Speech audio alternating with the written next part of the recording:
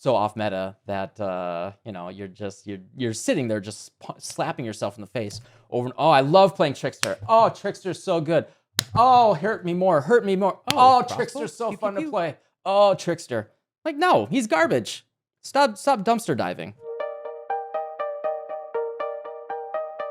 Hey, what's up, everybody? So this is an excerpt from the stream earlier today where I started talking about the meta in video games, and just how it applies, how you can think about it, and how you can become a better player, a happier player, and just really enjoy, thinking about it as instead of an antagonist or something that might be frustrating or you don't like it, change your mindset and your philosophy and how you approach it and be able to improve and reach your goals in whatever game that you're playing. In this video, I do use League of Legends, Magic the Gathering, and Path of Exile as examples, but this really applies to any game where there are standards and there are things that people try to do that might be better than other things, at least in the aggregate of how people think about that. So this really is a general purpose gaming video. It's not meant to be specifically for any one game. So if you're interested in anything like this, give it a listen, and I hope you like it. And if you like this video and you like things like it and you want to see more, definitely give it a subscription and a like down there, and I'll see you in the future video. All right, enjoy.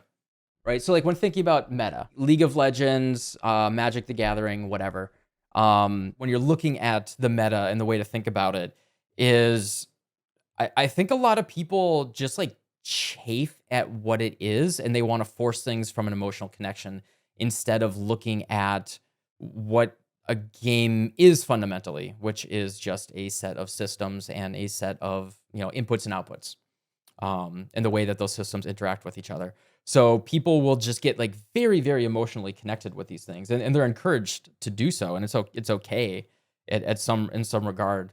But like you gotta realize that what you're doing by like trying to twist off meta stuff, there's always room for it, right? But like the big key is like make sure that you understand the meta before you try to twist it.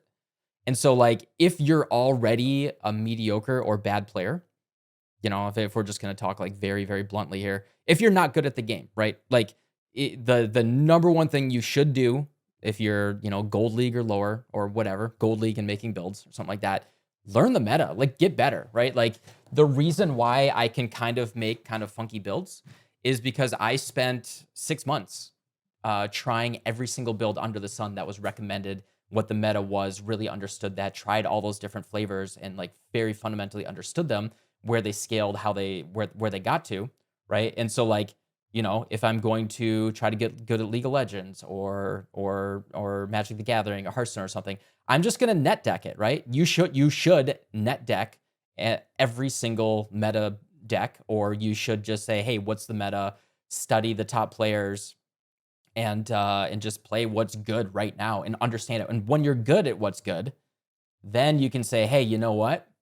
I can take I can just play a Mumu top. Like no one's playing a Mumu top right now, but right now because I understand the meta so well, and since Garen is S tier right now, I'm just making up like absolute random silly stuff, but like, oh, Garen is S tier right now, and because the number one ganker that's going to be my jungle in the game, like we have like everyone's playing jungle Lux right now, right?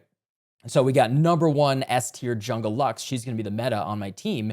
And so I can play a Mumu against the S tier Garen, and that actually hard counters the Garen because I'm doing like real weird stuff, right?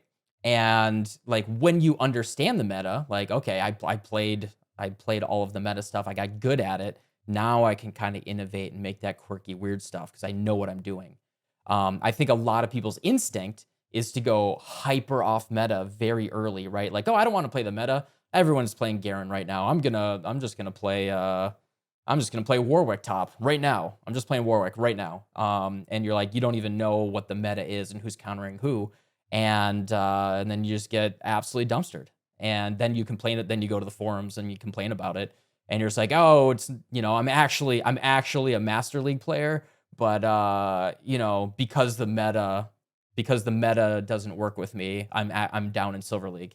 And a lot of people have that like Dunning-Kruger, like, oh, I'm not the league that I'm not the rank that the game says I am. I'm actually better than that. but you never even understood the meta and were able to climb out of that in the first place. You just think you're better than you are. And then like trying to fundamentally understand that is, that there's like, do you want to get better or not, right? And I think think a lot of people just enjoy being not good, and they like to blame something else without looking internally and really analyzing their play and understanding things. Like until you hit that platinum, diamond, challenger league, you should probably just sit down and study what other people are doing and learn from them, and do not try to innovate or come up with anything original until you're at the skill level that you want to reach in the first place. um exactly, like seriously exactly the same in Path of Exile, right? Like I see, my Path of Exile University talk with Zizaran was very, very like high level, how do I make builds, very egalitarian, very touchy-feely positive. And I think that's important. But fundamentally, like I want to just like really hammer home, you should not make your own build until like I had someone was putting together, you should not make your own build, sorry, until you until you actually play a few builds at a high level and you understand how they work.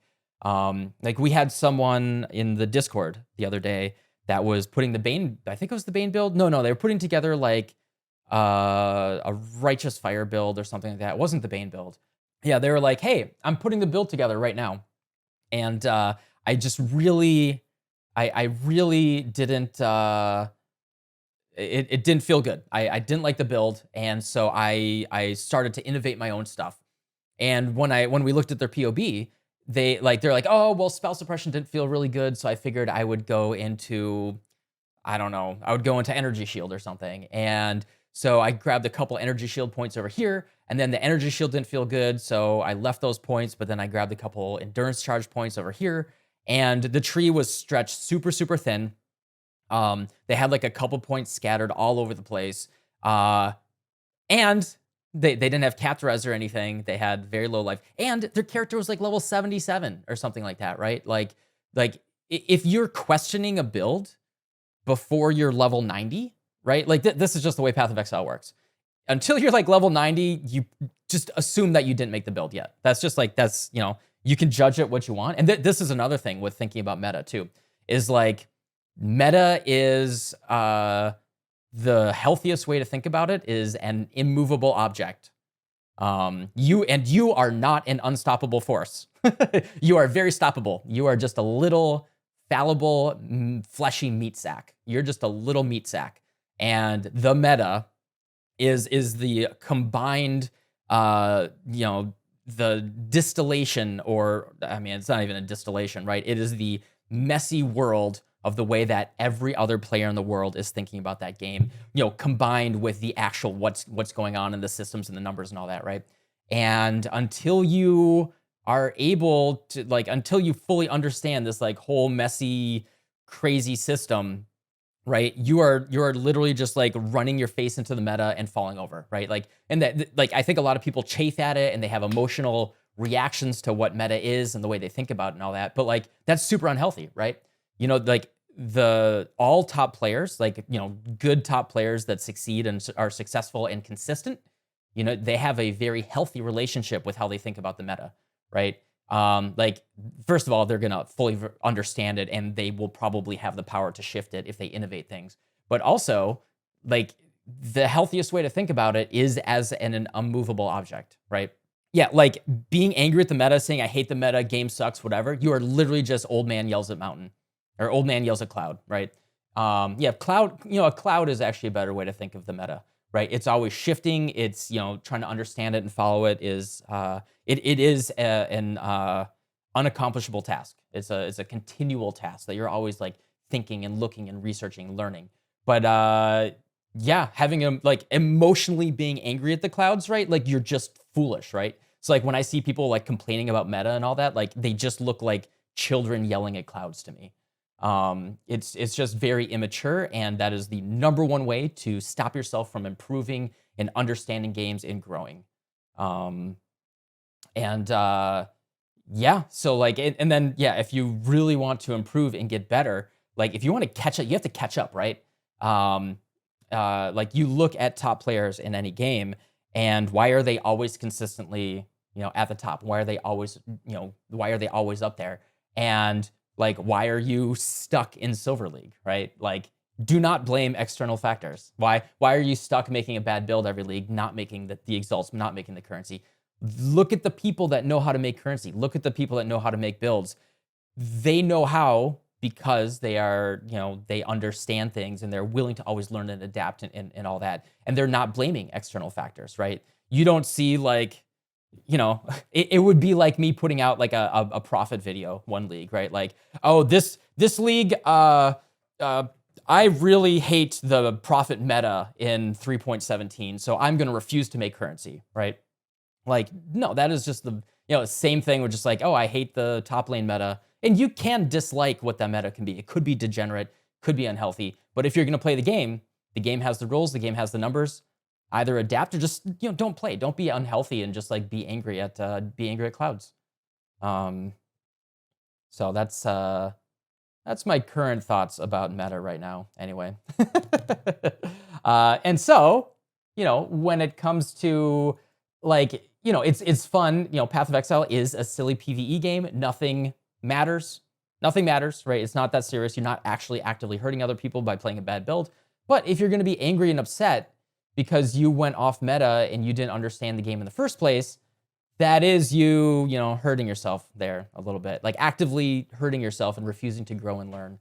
And so, yeah, it's about being humble and curious and doing research and actually improving by reflecting on all that instead of thinking that you're better than you are, right? Like, know what your limitations are and find ways to branch out and learn through them and from them.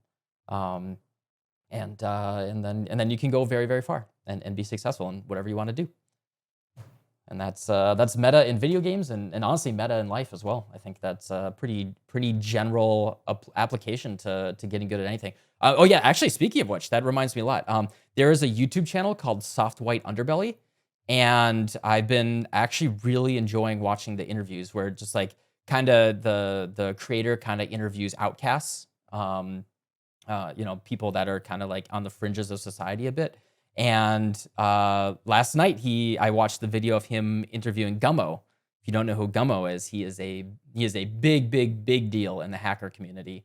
And it's very interesting. He grew up in poor as dirt in Jacksonville, Florida.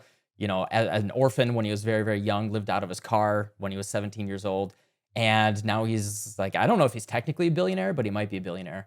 But like listening to him talk and like the way like he was already like hundreds of millions of dollars rich at 45 years old. And he's like, you know what? I just want to have like, I took this job because I just wanted to keep honing and improving my skills. Like how humble he was when he was talking about that type of stuff was really, really good. Actually a really good lesson. Like, Soft White Underbelly is the channel and Gummo is the name of the hacker, the interview. Really, really good interview. And I think it's a great, like that perspective. And he actually gives like a pep talk at the end as well, telling people to like exactly what I'm saying right now. Where it's just like, if you're just always curious and always improving and humble about where your skill level is, right? Like when you see that rank where you are in the game, like it could just be, you haven't like fully settled on what your actual rank is. But if you're hard stuck something, there is no such thing as hard stuck, right? If you're hard stuck silver, hard stuck, bronze, whatever, you're not hard stuck. You are, right? If you've played 300 matches and it says you're Silver League, you are Silver League. You cannot blame anything else. Do not blame anything else. If